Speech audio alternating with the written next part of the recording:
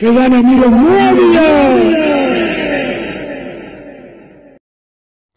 السلام علیکم ورحمۃ اللہ وبرکاتہ۔ الحمدللہ رب العالمین، اللہم صلی علی محمد وعلی آل محمد۔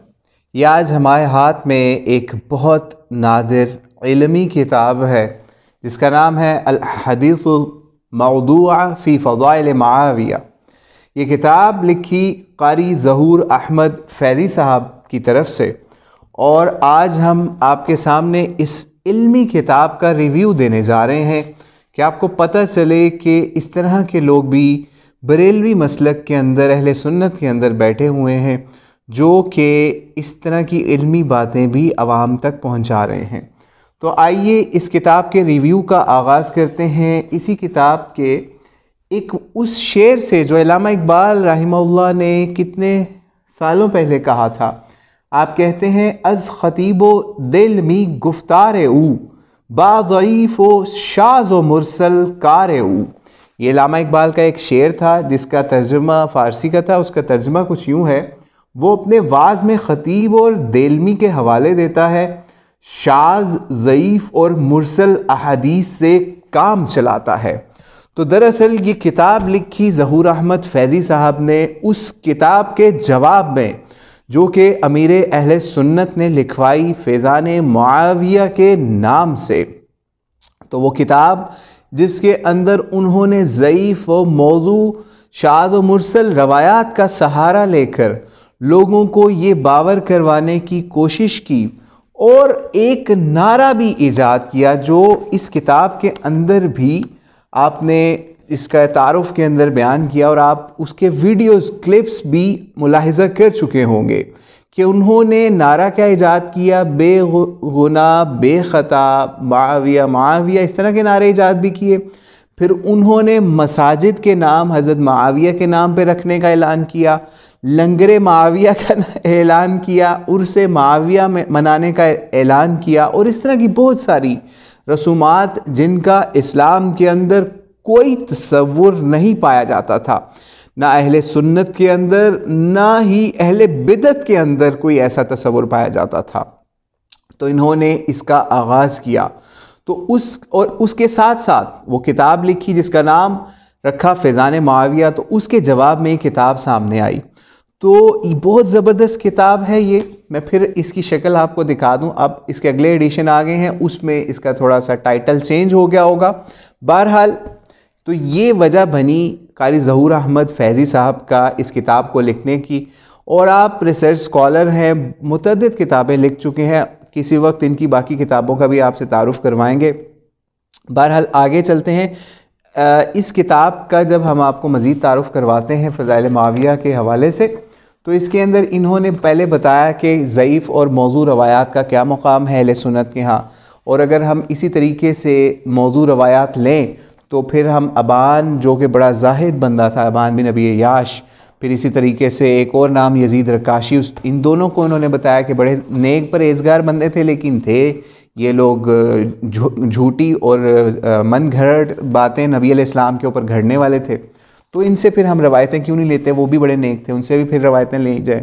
تو دین تباہ ہو جائے گا۔ اس طریقے سے یہ بھی بتایا، پھر وضع حدیث کے بارے میں بتایا، پھر اس کے بعد صحیح مسلم کی وہ روایت بھی بیان کی جو کہ 2501 نمبر بھی ہے اور 6409 نمبر غالباً ہے، جس کے اندر 3 باتیں جو ہیں حضرت ابو سفیان نے رضی اللہ تعالیٰ عنہ نے نبی علیہ السلام سے مانگی، ٹھیک ہے، جس کے اندر ایک بات تھی ام حبیبہ سے نکاح کرنے والی۔ یہ بھی بتایا کہ وہ روایت بھی موضوع ہے، کس وجہ سے موضوع ہے، اس کے راویوں کے اوپر جرح کی، اس کے متن کے اوپر جرح کر کے بتایا کہ وہ روایت سخت موضوع بن جاتی ہے، اور نبی علیہ السلام کے اوپر اس طرح کی باتیں کرنا بہت غلط ہے۔ اسی طریقے سے امیر اہل سنت نے جو کتاب لکھوائی فیضان معاویہ کے نام سے، اس میں بھی بتایا کہ یہ اگر اس روایت کو آپ صحیح مانتے ہیں، اس کے ساتھ انہوں نے یہ بات بھی لکھی کہ جناب وہ ام حبیبہ سے جو نکاح ہے رضی اللہ تعالیٰ عنہا سے، وہ تو نجاشی نے کروایا تھا، لیکن اس کے اندر کہہ رہے ہیں وہ امیر شام کی فضیلتوں کے اندر جو کتاب لکھ رہے ہیں، بتا رہے ہیں کہ جناب وہ جو نکاح تھا وہ اس کی تجدید کروانی تھی اس روایت کو صحیح ثابت کرنے کے لیے۔ تو وہ بھی بتایا آپ نے، اور بھی بہت ساری روایات کا بتایا۔ پھر اسی طریقے سے بتایا کہ خطا اور بغاوت اور خروج، اس کے کیا معاملات ہیں وہ بھی بتایا حضرت معاویہ رضی اللہ تعالیٰ عنہ سے متعلق۔ پھر اسی طریقے سے انا مدینۃ العلم کے حوالے سے بھی بتایا۔ اشرف جلالی صاحب جو کہ اہل سنت یا بریلوی مسلک کے بڑے جلالی خطیب ہیں، ان کی بھی جھوٹ بتائے کہ وہ کس طریقے سے ایوان اقبال کے اندر ایک 2013 کے اندر ایک تقریر کے اندر انہوں نے کس طریقے سے جھوٹی روایتیں گھڑی حضرت معاویہ کے فضائل کے اندر، اور ان کی کیا حقیقت تھی، ٹھیک ہے۔ جیسے وہاں پہ انہوں نے ایک حدیث لی اور بڑی فنی بات ہے، اللہ ان لوگوں کو ہدایت دے۔ وہ حدیث انہوں نے کیا بتائی جناب، اگر مجھے ابھی یہاں سے مل جائے، بہرحال میں زبانی بتا دیتا ہوں، آپ یہ کتاب لیں گے تو میں نے تو یہ پوری کتاب تقریباً پڑھی ہے تو اس لیے بتا رہا ہوں کہ بتایا کہ جناب حضرت علی جو ہیں وہ علم کے نبی علیہ السلام علم کے شہر ہیں، علی اس کے دروازے ہیں، اور حضرت معاویہ اس کی کنڈی ہیں، معاذ اللہ۔ یہ روایت بھی اس کے اندر انہوں نے بتائی کہ یہ ایوان اقبال کے اندر جناب انہوں نے نقل کی، تو آپ خود سوچیں کہ وہاں پہ علامہ اقبال کی روح اگر وہ روایت سنیں تو وہ، اور وہ تھی بھی فردوس دلمی کی یا خطیب بغدادی کی، تو یہ بتایا۔ وہ شعر جو میں نے شروع میں بھی پڑھ کے بتایا اس کے حوالے سے بھی بتایا کہ یہ اس طریقے سے حضرت معاویہ کی شان میں روایتیں جو ہیں یہ لوگ گھڑتے ہیں، جو کہ بہت غلط کام ہے۔ اور پھر اسی طریقے سے محدثین کے اندر امام اسحاق کا جو مقام ہے، ٹھیک ہے، جنہیں اسحاق بن راہویہ بھی کہتے ہیں، کوئی راہوی بھی کہتے ہیں، ٹھیک ہے، ان کا بھی بتایا کہ کس طریقے سے ان کا مقام ہے، اور انہوں نے حضرت معاویہ رضی اللہ تعالیٰ عنہ سے متعلق روایات کے متعلق کیا اصولی موقف دیا۔ پھر یہ بھی بتایا کہ اس اصولی موقف کی کون کون سے محدثین نے، کون کون سے مورخین نے، کون کون سے فقہاء نے اس کی توثیق کی ہے، ٹھیک ہے۔ اور اسی طریقے سے اور بھی کچھ اس کے اندر روایتیں بیان کی۔ پھر اسی طریقے سے جو ہادی اور مہدی والی روایت ہے اس کے اوپر تو اتنی تفصیل کے ساتھ اس کو ایسا کھول کے بیان کیا قاری ظہور احمد فیضی صاحب نے، اللہ ان پہ اپنا خاص رحم اور فضل کرے۔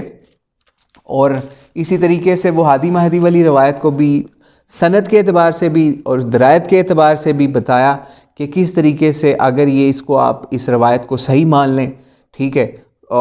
پہلے تو سند کے اعتبار سے بھی بتایا، وہ سند کے اعتبار سے اتنی لمبی چیزیں ہیں، اتنے صفحے ہیں درجنوں کہ میں اب یہاں پڑھنا شروع کروں تو گھنٹہ لگ جائے، تو وہ بھی بتایا۔ پھر ساتھ یہ بھی بتایا کہ اگر ہادی اور مہدی تھے تو کس طریقے سے، کیا ان کو خلیفہ راشد کس محدث نے، کس مورخ نے لکھا، یہ بھی بتایا۔ پھر اسی طریقے سے کیوں یہ وجہ پیش آئی علماء کے درمیان، یہ کیوں بحث ہوئی کہ عمر بن عبدالعزیز اور حضرت معاویہ کا کمپیریزن کرنا پڑ گیا لوگوں کو، کہ ان کے بارے میں پوچھنا پڑ گیا کہ کون خلیفہ راشد ہے اور کون ہادی مہدی کی اگر وہ دعا قبول ہوئی تو اس کا وہ کیسے قبول ہوئی۔ یعنی وہ بات نبی علیہ السلام کی طرف آ جاتی ہے کہ اگر آپ نے وہ دعا کی اور قبول نہ ہوئی تو کیا بنا اس دعا کا، وہ بھی اچھے طریقے سے بتایا۔ پھر اسی طریقے سے ام حبیبہ کی گود میں سر رکھنے والی روایت جو ہے وہ بھی بیان کی کہ اس کے اندر کیا کیا خرابیاں ہیں اور وہ کس طریقے سے غلط ثابت ہوتی ہے، موضوع روایت ہے وہ بھی۔ پھر اسی طریقے سے خال المومنین اس کے حوالے سے بھی بتایا کہ یہ لفظ استعمال کرنا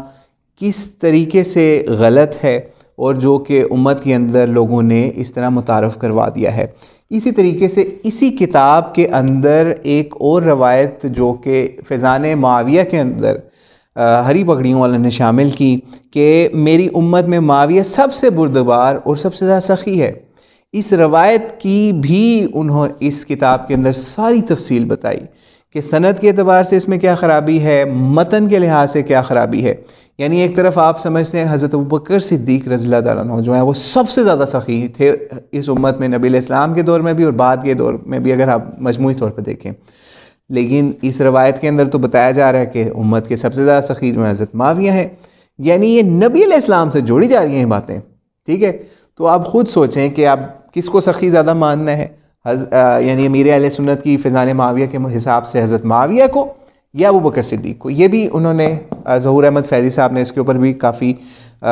تفصیل سے بتایا، ٹھیک ہے۔ پھر اسی طریقے سے جنتی ہونے کی گواہی جو ہے اس کے اوپر ایک شعر کا واقعہ بھی لکھا کہ کس طرح سے جھوٹے جھوٹے واقعات جو ہے وہ فیضان معاویہ کے اندر انہوں نے اس میں ڈالے، ٹھیک ہے۔ اور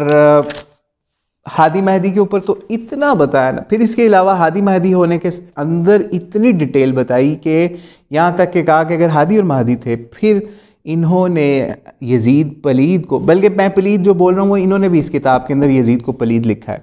وہ بھی بتایا کہ یزید پلید کو کس طریقے سے انہوں نے حاکم لگایا، ٹھیک ہے، اگر ہدایت یافتہ بھی تھے، مہدی بھی تھے، ہدایت دینے والے بھی تھے، ٹھیک ہے، کیونکہ اس کے اندر اللہم جعل ہادی مہدی اور والے الفاظ بھی ہیں، تو اگر وہ ہادی مہدی بھی تھے اور ہدایت دینے والے بھی تھے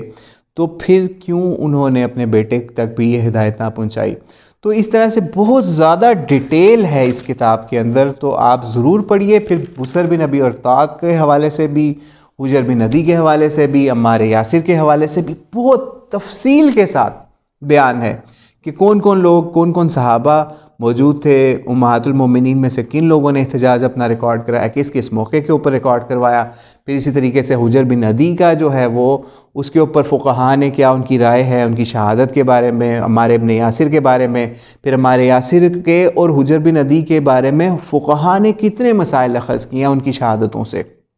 کہ ان کے کپڑے نہ اتاریں، ان کو نہلائیں نہ غسل نہ دیں، اس سے کتنے مسائل۔ پھر اپنی وفات سے پہلے جو ہے وہ نبی علیہ السلام کی بشارت کو دہرانا، وہ والی باتیں، آپ کی پیشین گوئی نبی علیہ السلام کی، حضرت علی کے حوالے سے بھی اور دیگر۔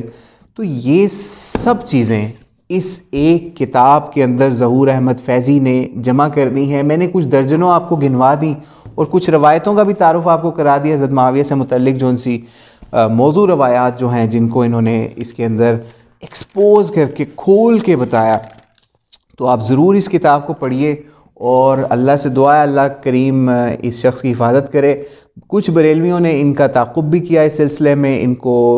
ٹیز کرنے کی بھی کوشش کی، اس کے علاوہ ان کو ایک محفل کے اندر بٹھا کر ان کو سب نے اکٹھا جو ہے بحث مباحثے کی بھی کوشش کی، لیکن الحمدللہ ظہور احمد فیضی صاحب جو ہیں وہ اپنے موقف پر بالکل ڈٹے رہے، اس کا دفاع کیا۔ تو اللہ سے دعا ہے کہ حدیث کا دفاع کرنے والے، نبی علیہ الصلوۃ والسلام کا دفاع کرنے والے، اہل بیت اطہار کا دفاع کرنے والے، اللہ ان کی حفاظت فرمائے اور ہمیں مزید ایسے علماء عطا کرے جو اپنے ہی فرقے والوں کی اصلاح اسی طریقے سے کرتے رہیں اور نبی علیہ السلام کے اس علم کی، اس ورڈ آف نبی علیہ السلام یعنی حدیث کی حفاظت کرتے ہوئے ہمیں یوں ہی نظر آتے رہیں۔ السلام علیکم ورحمۃ اللہ وبرکاتہ۔